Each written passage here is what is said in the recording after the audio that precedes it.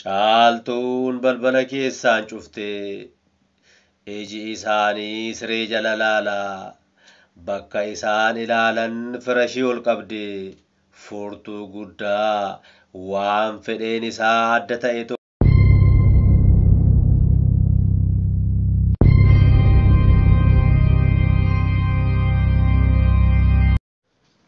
Obomboleettii 22 asoosama dheeraa barreessaan Natnaaboon Nagaasaa Waaqjiraa abukaatoo fi gorsaa seeraa seenessaan abbaa seenaa Arsadee obomboleettii 22. Kutaa 37ffaa kutaa 36ffaa keessatti caaltuun Finfinneedhaa kaastee hanga mana akaakayyuu ishee bira geessutti waan ishee quunnamaa ture dhageessaniittu. Akkaataa isheen itti farda guruftee gama mana isaaniitti ol baatee fi heddummina uummataa naannoo mana isaanii jirus agarreerra. Yeroo darbe akka isheen balbal dura geesseen namoonni oobdii mana isaanii keessa ta'aa turan hundumtuu lafaa ka'anii jennaanii harka ishee laphee ishee irra kaa'attee kabaja qabduuf agarsiisaa nagaa gaafachaa kutaa akaakayyuu isheetti yookaan mana keessatti akka ol seenaa jirtutu dhagaa jirru addaan jette. Kutaan itti aanoo maal ta'e na laata? Kutaa 37ffaa waliin haa hordofnu.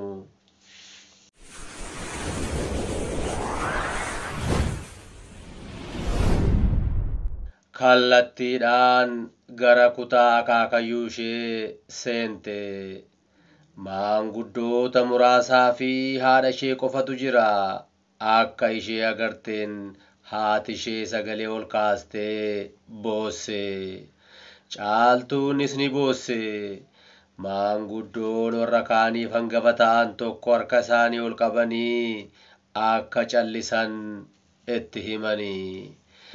Itti fufaniis akaakayyuun ishee waggaa oliif dubbachuu dadhabuu isaanii ji'a tokko asitti immoo kan itti hammaachaa dhufe ta'uu fi harrabi kan isaan hidhame ta'uu ibsanii fi dabalataanis obboroo guyyaa har'aa dammaqee maqaa caaltuu akka waamaa ture itti himanii.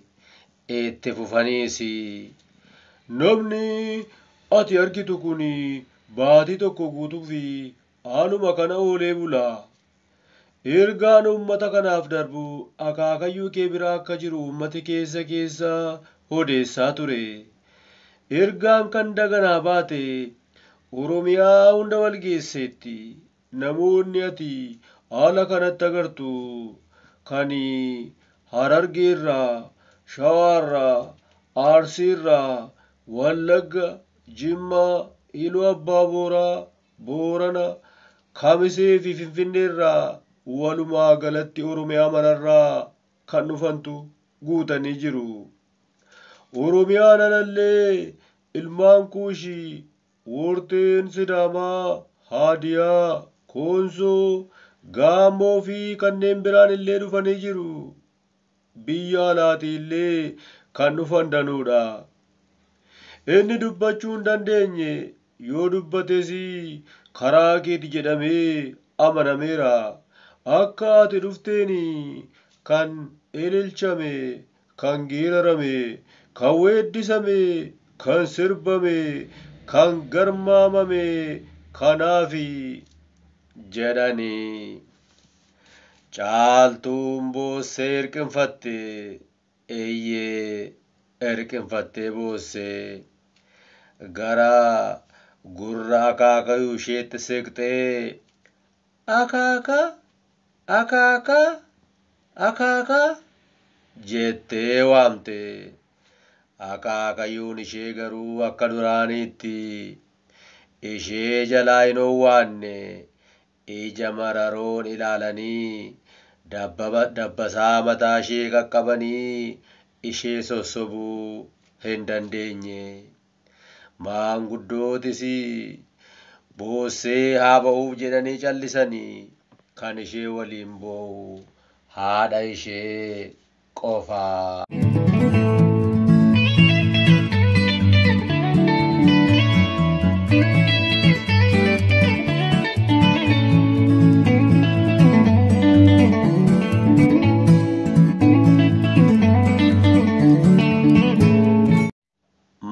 maanguddoon hangafa ta'anii fi duraan dubbachaa turan suni ammasi caaltuu intala keenya boo'ichi ni ga'a. Uummanni kun yoo waa dhaga'e malee hin socho'u. Kana tirruwaan agarte caalaa amma heddummateera. Ammas dabalaa jira. Baay'ee baay'achaa jira. Kan gochuu qabnu jedhanii dubbatanii osoo hin xumurin caaltuun imimmaan ofirraa haxaattee kaate ni dhaabbatte bitaaf mirgaa ilaalte. Maanguddoonni jiran ija babaasanii geerarsaa fi sirbi alaa heddummateera. Gara kutaa biraa seentee baate garuu harka ishee duwwaadha. Raajii wayii uumti jedhanii eegu. Suuta jettee siree akaakayyuun ishee irra ciisan harkaan qabatte.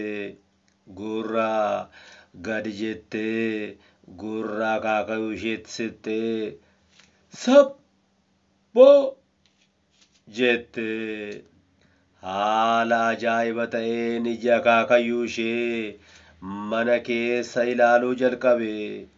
Iji obbo Saaphaloo akaakayyuu caaltuu irra bu'e. Caaltuu qofa miti callee morma ishee irra akka bu'een ol jechuuf carraaqe. Afaan bananii garuu dubbachuu hin dandeenye. Caaltuun fedha isaanii bartee callee guddaa morma ishee irra jiru harkaan qabdee itti siqte. Waa itti agarsiisuuf yaalanii. Iji isaanii nama mana keessa jiru ilaale.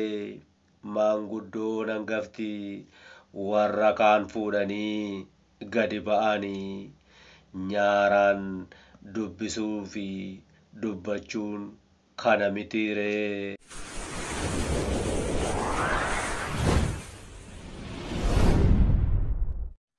Caaltuun balbala keessaan cuftee iji isaanii siree jala laalaa.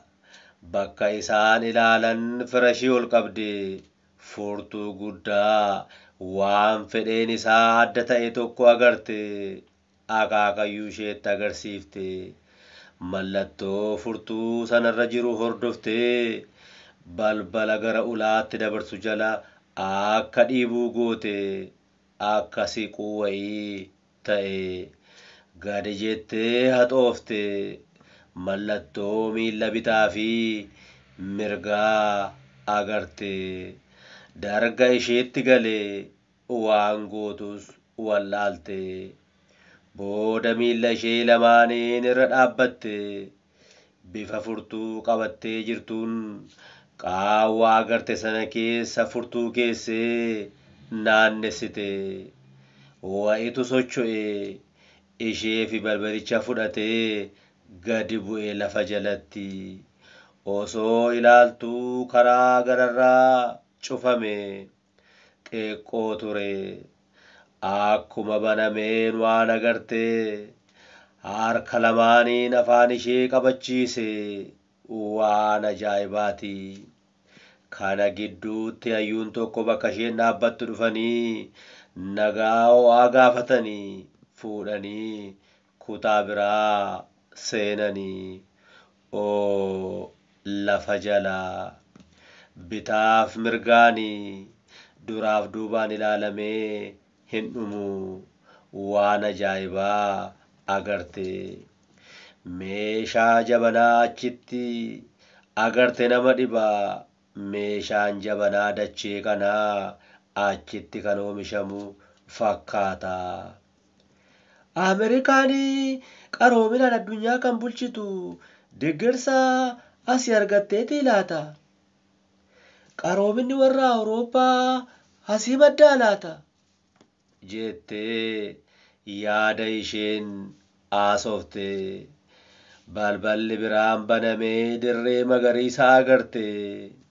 Oromiyaa guutuun akkasitti akka gara fuulduraatti akkas akka ta'uuf hojjetamaa kan jiru ta'uu himanii fi namooti achi keessa jiran hedduudha.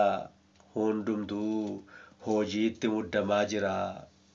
Kanaa sa'amu afaan Oromoo qofaa sa'aatii 24 guutuu kan hojjetan ta'uu caaltuuf himanii. Uffati isaanii kan aadaa Oromooti. Jaalalaa fi wal kabaji jiru raajiidha.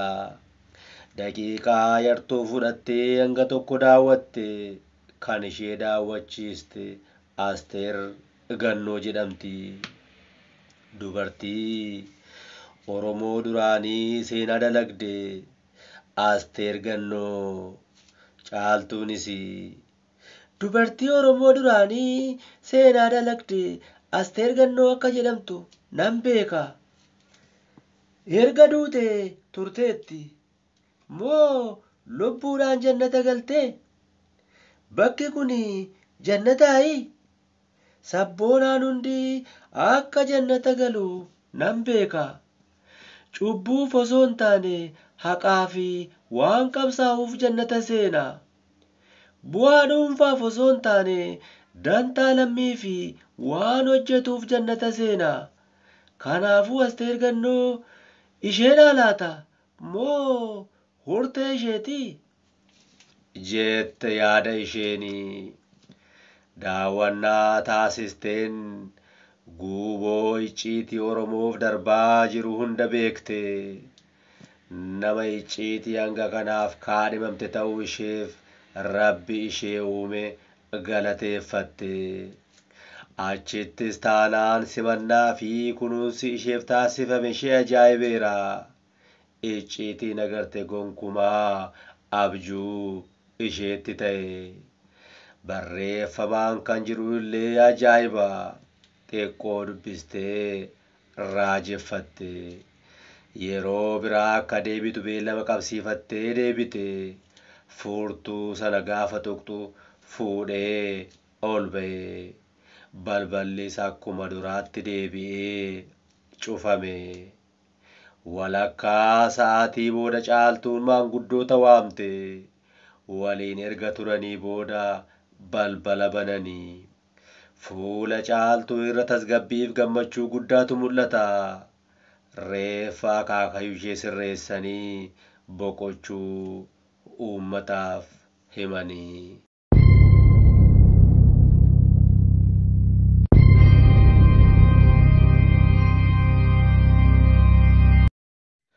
Akkuma armaan olitti dhageessanii caaltuun furtuu ajaa'ibaa agarteen lafa keessa gadi buutee turte. Lafa jalatti kan agarte waan ajaa'ibaati. Meeshaa jabanaa bakka ijaan ilaalamee hin dhumne.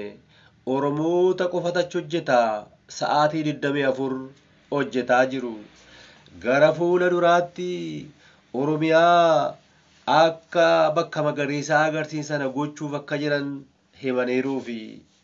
Kana booda ol deebitee maanguddoota waliin erga mari'attee booda akaakayyuun ishee du'uu uummataaf himaniiru. Sana booda maaltu ta'a laata? Kutaa itti aanuun walitti deebina.